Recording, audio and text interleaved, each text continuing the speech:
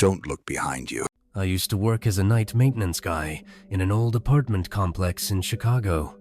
Nothing fancy, just a run-down 7-story brick building with creaky floors, paper-thin walls, and a boiler that groaned like it was dying. It wasn't scary until apartment 306. The unit had been empty for 6 months. The previous tenant, Mrs. Ortega, had died there. Heart attack, supposedly.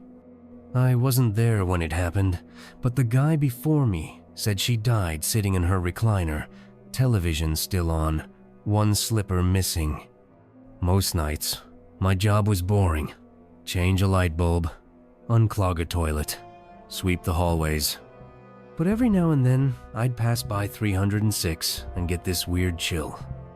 I never thought much of it until a Tuesday night in November. It was just after 2 a.m. I was doing a final walkthrough when I heard a voice. "Can you help me?" It was faint, like someone whispering through a wall. I stopped. The voice came again. "Please, I can't breathe." I froze. The voice came from behind the door of 306. I radioed the front desk. No response. I knocked on the door. Nothing. Then I unlocked it. The apartment was dark. The only light came from the street lamp outside, casting long shadows through the living room blinds. The place was covered in dust. Furniture still in place.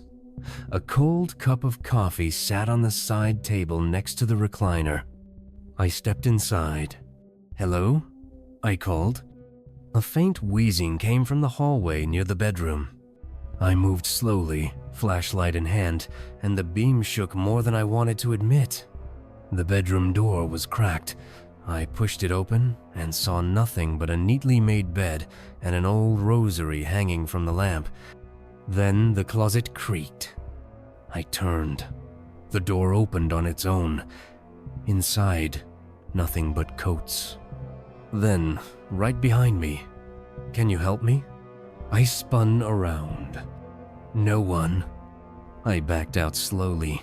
Every hair on my body stood up. I closed the door, locked it, and practically ran down to the front desk.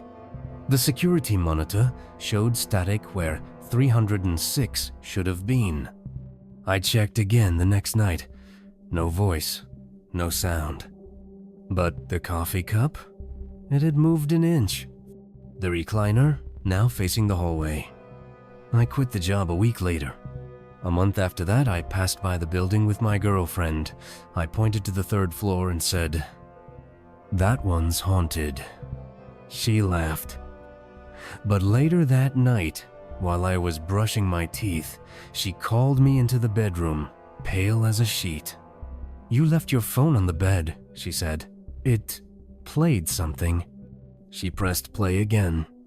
My own voice, recorded at 2:03 a.m. "Can you help me?"